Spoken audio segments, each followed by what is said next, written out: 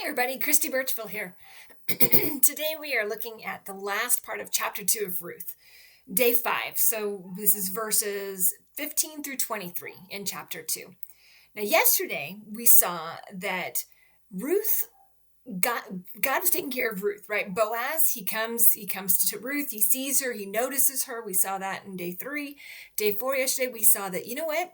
Not only is he noticing her, he's going to tell her, look, you do this, I'll take care of you. I got you. You would take care of this, make sure you have everything you need, right? He did that to Ruth. Ruth goes on about her way.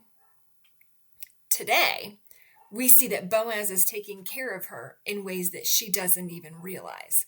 And that's what's so exciting. When you start thinking about how God takes care of us, yeah, there are promises that we understand from his word, things that we can come and say, oh yeah, okay, God promised he's going to hold, and I can hold on to that promise, right?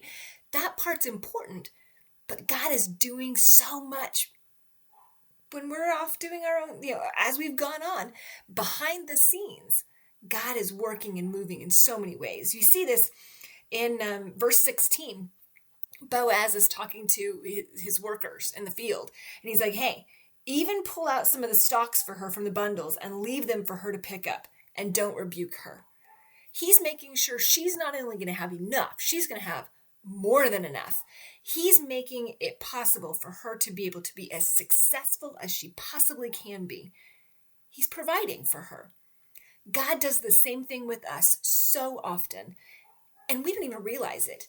Yes, there are the things that God puts before us and says, you know what, this is the promise that I have for you. But there are things that God's working behind the scenes that we may not even realize or understand until it just happens. God is always working and moving, and he sees us. And just like Ruth, Boaz saw her, understood her, and took care of her, even when she didn't realize it. God's doing the same for us as well. Are we resting in the provision that God provides, trusting him and having faith that he's taking care of things that we don't even know about? It's a question for today.